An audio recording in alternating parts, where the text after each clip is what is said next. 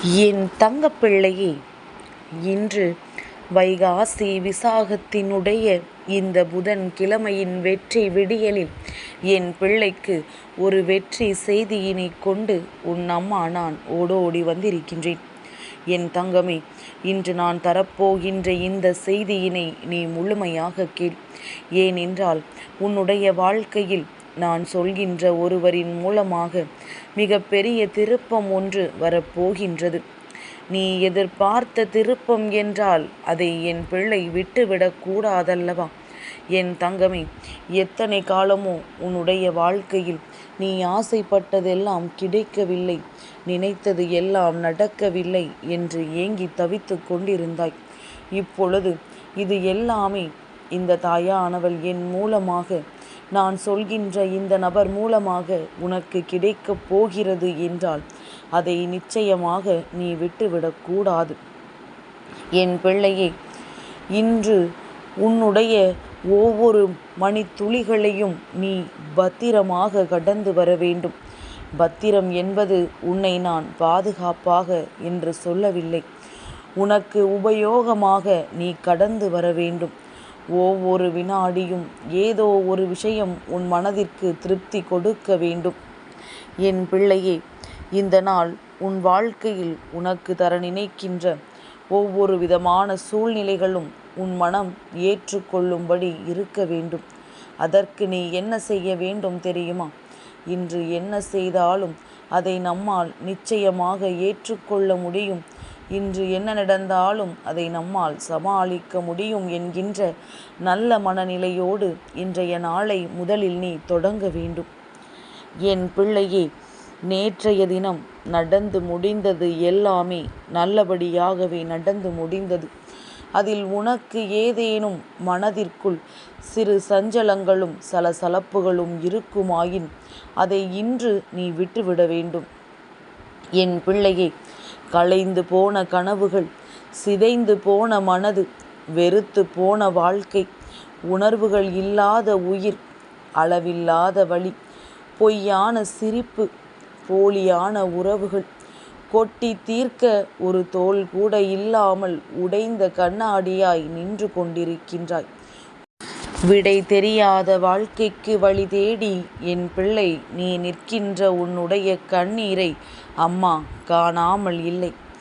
இதுவெல்லாம் உன் வாழ்க்கைக்கான விஷயமாக இருந்தாலும், இதுதான் இன்று உன்னுடைய நிலைமையாக இருந்தாலும், இந்த நிலைமையை மாற்றி உன்னுடைய கலைந்து போன கனவுகளை எல்லாம் நனவாக்கிடவும், சிதைந்த உன்னுடைய மனதை மீண்டும் ஒட்ட வைக்கவும், வெறுத்து போன உன் வாழ்க்கையை நல்லபடியாக வாழ வைக்கவும், அளவில்லாத வலிகளையும் வேதனைகளையும் அனுபவித்த என் குழந்தை முழுமையான சந்தோஷத்தை அனுபவிக்கவும், பொய்யான சிரிப்போடு இருக்கின்ற நீ இனிமேல் உண்மையான சிரிப்பை சிரிக்கின்ற அளவிற்கும், போலியான உறவுகளை எல்லாம் அடையாளம் கண்டு கொள்கின்ற நிலையிலும், என் பிள்ளை இவை எல்லாவற்றையும் தாண்டி உன்னுடைய கஷ்டங்களை எல்லாம் கொட்டி தீர்த்து உனக்கு தோள் கொடுக்க ஒரு உறவையும் நான் இந்த வராகி உன் வாழ்க்கையில் ஏற்படுத்தி கொடுக்கப் போகின்றேன்.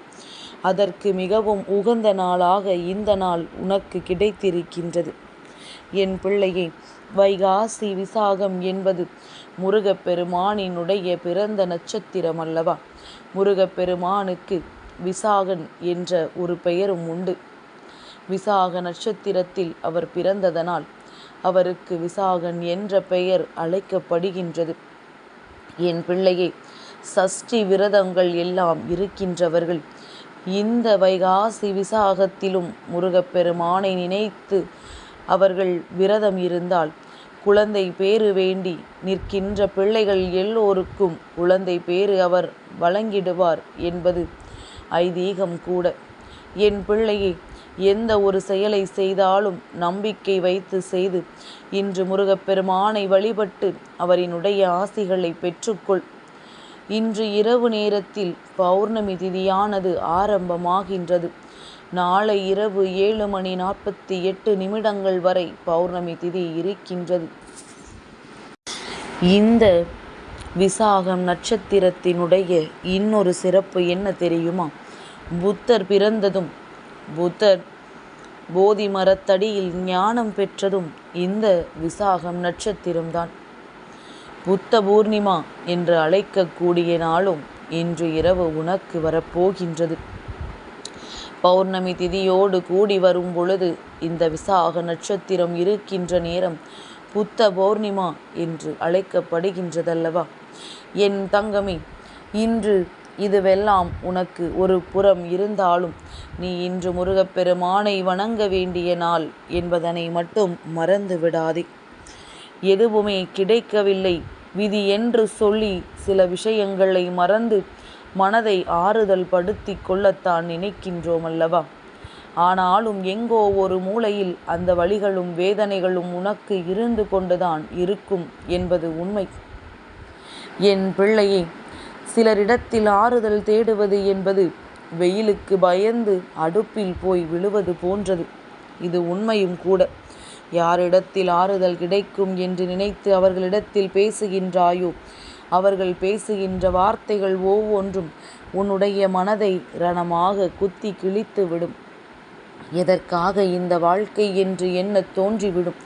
யாரிடத்திலும் சொல்லிவிட முடியாத விஷயமாக அல்லவா இந்த வாழ்க்கை மாறிவிட்டது என்று நினைக்கின்ற உனக்கு அம்மா சொல்கின்ற இந்த அடையாளத்தோடு, அம்மா சொல்கின்ற இந்த பெயரோடு யாரேனும் உன்னை தேடி வந்தால் அவர்களை நிச்சயமாக விட்டு விடாதே. என் தங்கமே, முருகப்பெருமானினுடைய பெயர்களுள் ஏதேனும் ஒரு பெயரை கொண்டவர் உன்னுடன் இன்று நல்ல நிலையோடும் நல்ல மனநிலையோடும் உனக்கு ஆறுதலை கொடுத்து உன் வாழ்க்கைக்கான நல்ல தீர்வை கொடுக்கிறார்கள் என்றால் அவர்கள்தான் உனக்கு கிடைத்திருக்கின்ற மிகச்சிறந்த ஆறுதல் என்பதனை நீ புரிந்து கொள். என் பிள்ளையே, இந்த நாளில் எந்த சூழ்நிலையிலும் நீ இந்த ஒரு பெயரை மட்டும் சொல்ல மறந்து விடாதே. எதை செய்தாலும் இன்று இதை சொல்லிவிட்டு செய்யத் தொடங்கு. எந்த காரியத்தில் தடங்கள் ஏற்பட்டாலும் உடனே இந்த நாமத்தை சொல்லிவிடு. ஓம் சரவணபவ, ஓம் சரவணபவ. என் பிள்ளையே, உனக்கு எப்படி இந்த பெயரை உச்சரிக்க தோன்றுகின்றதோ அப்படி உச்சரித்துக்கொள். ஓம் முருகா என்றும் நீ சொல்லலாம்.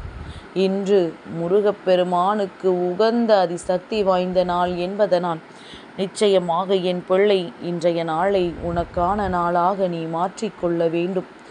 என் தங்கமே, அவரின் புகைப்படத்தை காண்பிக்க வேண்டும் என்ற அவசியமே கிடையாது.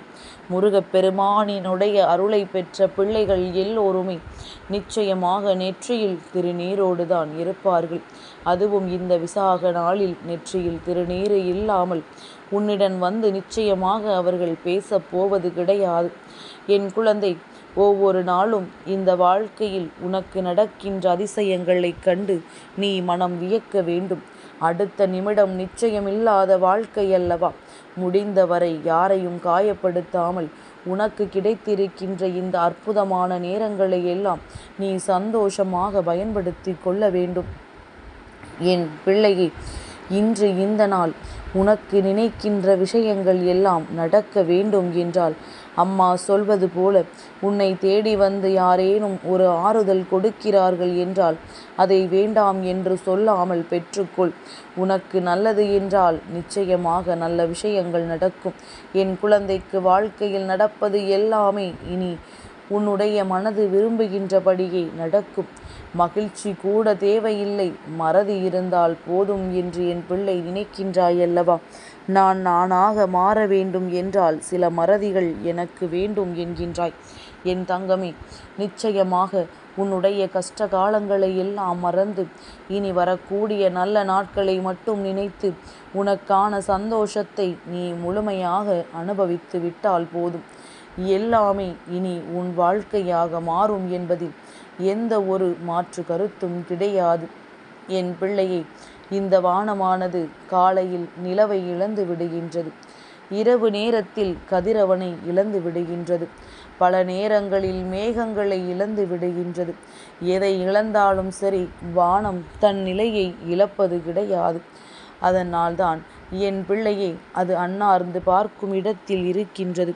நீயும் உன் வாழ்க்கையில் எது வந்தாலும் எது சென்றாலும் உன் நிலையிலிருந்து ஒரு நாளும் மாறிவிடாதே. என் தங்கப்பிள்ளைக்கு இந்த வராகி அம்மாவினுடைய ஆசீர்வாதங்கள் எப்பொழுதும் உண்டு.